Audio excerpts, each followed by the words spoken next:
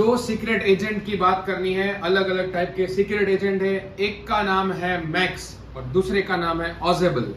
अब क्या स्टोरी होने वाली है आइए जानते हैं आज के इस वीडियो में।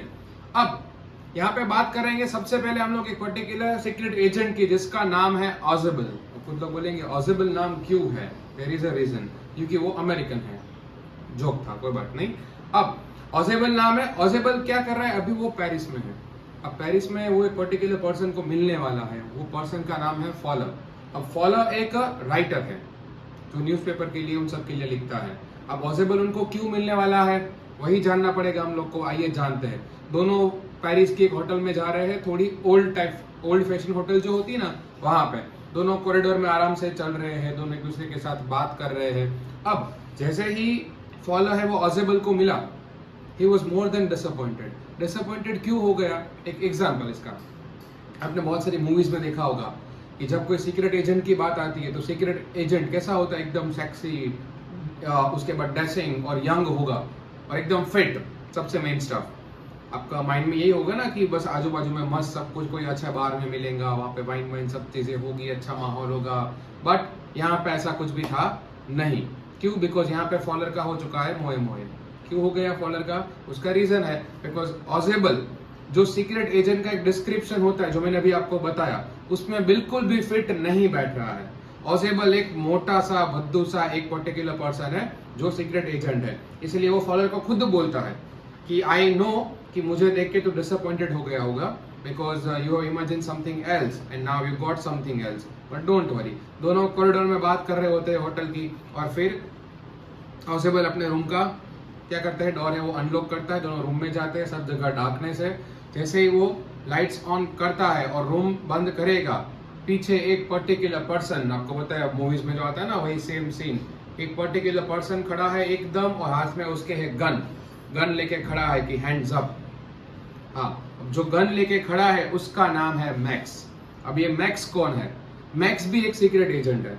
दोनों एजेंट है अलग अलग। अब जैसे ही ऑजेबल ने मैक्स को देखा, could be possible ऐसे टाइम पे 90% of people will be surprised, but Max was not that much of surprised. Even the Ozebel was not that much of surprised. Why? Because Ozebel knew him. Ozebel को वो जानता था। तो Ozebel ने क्या बोला, मैक्स तू यहाँ पे क्या कर रहा है? I thought you were in Berlin. अब मैक्स ने क्या बोला, I could ask you the same question. तू यहाँ पे क्या कर रहा है, मुझे पता है तू क्या करने आया है। तो उसने क्या बोला कि कोई स्मार्टनेस नहीं, चुपचाप डोर अनलॉक करो और साइड में आके बैठ जाओ। और फॉलोअर वो बेचारा एक साइड कैरेक्टर है, पूरे स्टोरी में उसका कोई कैरेक्टर है ही नहीं, वो साइड में खड़ा रहेगा। फॉलोअर बोल रहा है मैं क्या करूं, मैं तो सिर्फ मिलने आया था, ये सब गन वन सब कुछ आ गया, what kind of things will happen next. अब मैक्स वहां पे जा रहा है, ऑजेबल को बिठाया। अब ऑजेबल ने क्या बोला कि I thought you were in Berlin, तो मुझे लगा तुम तो बर्लिन में होगे, तुम यहाँ क्या कर रहे हो। एंड देखो ऑजेबल की एक अमेरिकन एक्सेंट, हाँ वो बहुत टाइम 15 ईयर्स से फ्रांस में मतलब पेरिस में रह रहा है, उसको फ्रेंच तो आती है और आपको पता है कि कभी कभी कि हमारी एक्सेंट नहीं जाएगी, तो उसकी जो अमेरिकन एक्सेंट है जो वो बॉस्टन से लेके आया था 15 ईयर्स पहले, मतलब ही वाज अमेरिकन, तो उसकी वो एक्सेंट तो आ ही रही थी। अब ऑजेबल और मैक्स बात कर रहे हैं।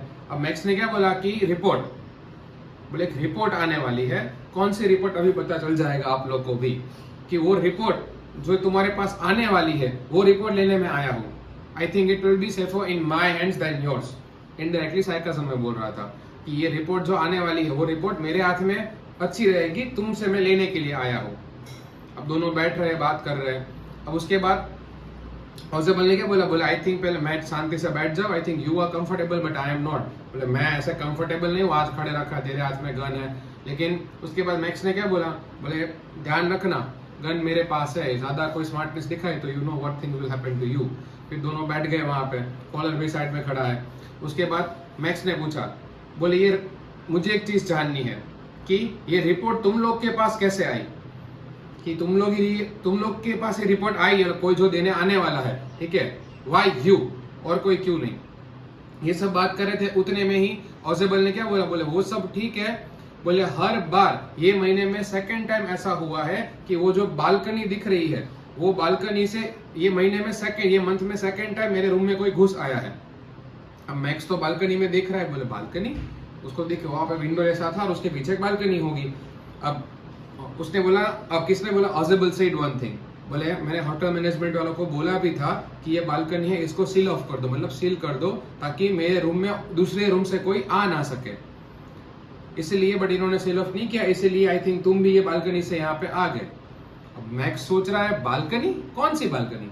मैक्स ने क्या बोला, मेरे पास तो पास की थी, मैं तो पास की से आया हूँ। हाँ, बट तूने अगर बालकनी का अभी बता दिया है तो could be possible in future, मतलब अभी थोड़े टाइम के अंदर कुछ ऐसा होगा तो मुझे बचने के लिए वो बालकनी काम आई। कुड बी पॉसिबल के बालकनी से दूसरे रूम में जाके वहां से भाग सकता है।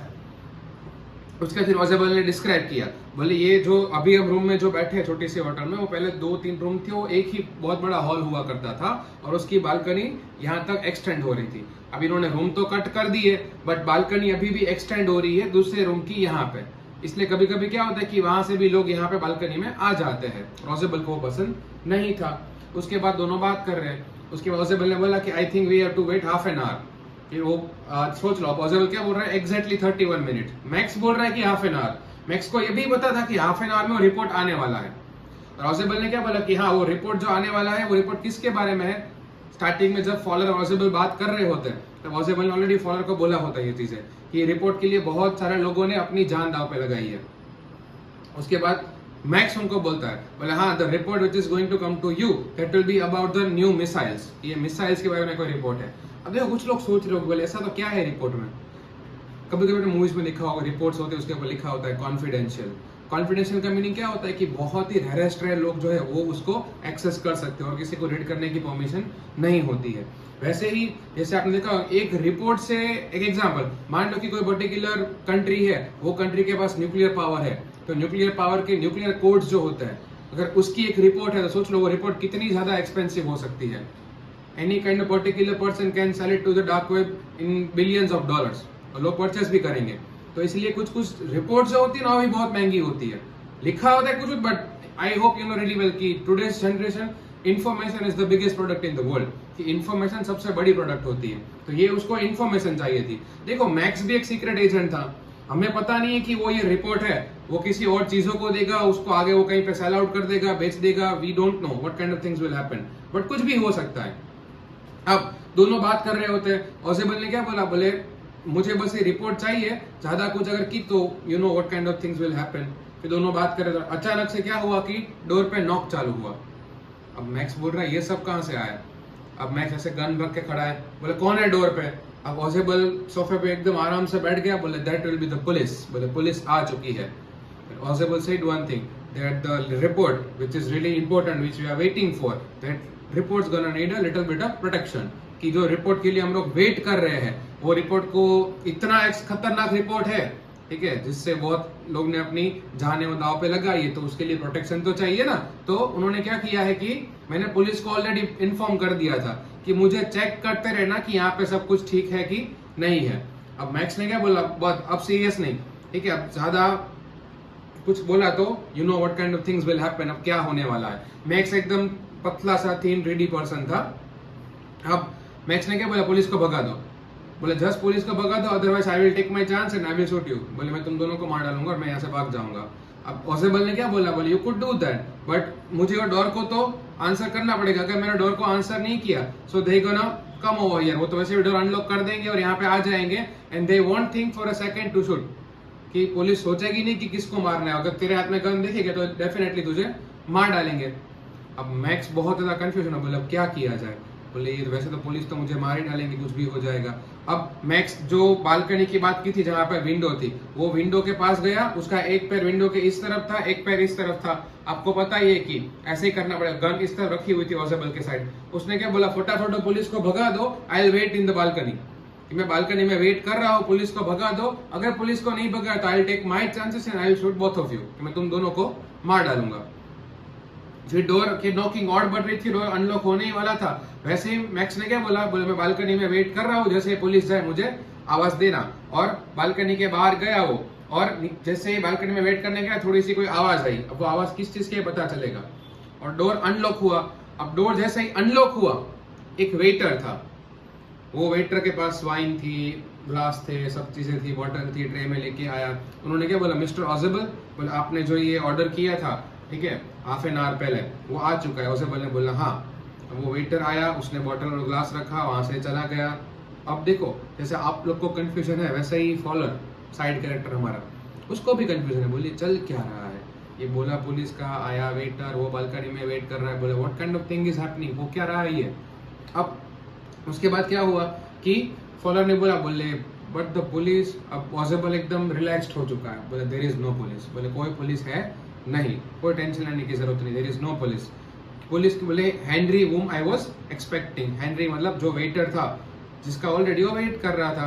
बट फिर फॉलोअर ने क्या बोला, want that man on the balcony, बोले वो मैन बालकनी में हमारा वेट कर रहा है, उसका क्या मार डालेगा आपको। फिर ऑजेबल ने क्या बोला, रिलैक्स, ठीक है, ही वॉन्ट कम, बोले वो नहीं आएगा वापस, देयर इज नो बालकनी, कि वहां पे बालकनी है नहीं, मतलब एग्जैक्टली ऑलरेडी वो बहुत ज्यादा टॉप फ्लोर पे थे। अब सोच लो उन्होंने मैक्स को क्या बोला था स्टार्टिंग में कि वहां पे बालकनी है, और मैक्स तो बालकनी का सोच के वहां से चला गया, और मैक्स नीचे से गया सीधा ऊपर। अब स्टोरी खत्म हो गई, बट 2-3 डाउट्स कि ये सब हुआ कैसे। देखो कुछ लोग प्रैक्टिकल क्वेश्चंस पूछेंगे, बोले क्या उन्होंने, मैक्स ने जब वो जंप कर रहा था, क्या मैक्स ने देखा नहीं कि हमें बालकनी थी या नहीं थी, ऐसे कैसे कूद गए। आपको पता है कि whenever we are in different kind of situations, तब हम देखते नहीं है, सोचते नहीं है, विल बी फ्रस्ट्रेटेड। देखो मैक्स फ्रस्ट्रेट था, और ऑजेबल ने स्टार्टिंग में ही उसको बोल दिया था कि वहां पे बालकनी है, मतलब मैक्स को कोई डाउट जाने का चांस है नहीं।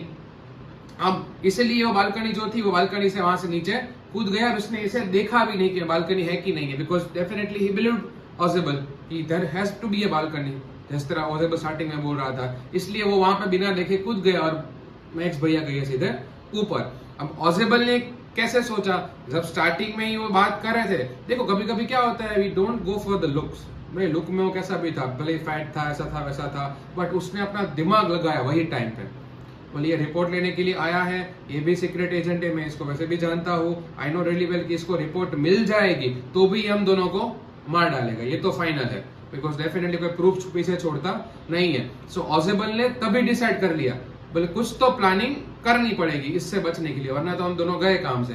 That was the only reason ऑजेबल made every single thing in his imagination कि इस तरह करना चाहिए। उसने बालकनी वाला पूरा जो प्लानिंग था वो प्लॉट किया, मतलब फेक प्लानिंग किया उसने कि बालकनी का ऐसा बोलूंगा, और अभी उसको ये भी पता था कि थोड़ी देर में हेनरी भी आने वाला है, जब हेनरी आएगा तब पुलिस का मैं बोल दूंगा पुलिस आई है, तो मैक्स डर के बालकनी से कूद जाएगा, हम दोनों बच जाएंगे। That's how he outsmart max. Outsmart का मीनिंग कि मैक्स से ज्यादा स्मार्टनेस दिखा के अपने आप को और फॉलोअर दोनों को बचा लिया।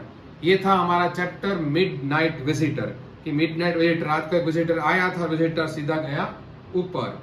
आई थिंक आपको सब चीजें सब कुछ क्लियर हो गया होगा, कोई भी डाउट्स नहीं होगा। स्टिल कोई डाउट्स है, कुछ भी क्वेरी है, कुछ भी समझ में नहीं आ रहा है, so definitely you can let me know in the comments. अगर वीडियो अच्छा लगा है, स्टोरी अच्छी लग रही है आपको, कि आप मेरे साथ वीडियोस एंड फोटोज जनरेट करके आपको सिखा रहा हूँ, तो हो सके उतने अपने जितने भी क्लासमेट्स हैं उन सबके साथ शेयर कीजिए, और वीडियो अच्छे लग रहे हैं अगर आपको, तब उसको सब्सक्राइब भी कर सकते हो। ठीक है, आज रखते हैं यहाँ तक, फिर बाकी बहुत सारी स्टोरी भी बाकी है जो नेक्स्ट डे आती रहेगी, नेक्स्ट डे बाय डे तो वो करेंगे हम बाद में। ठीक है, चलो जय हिंद।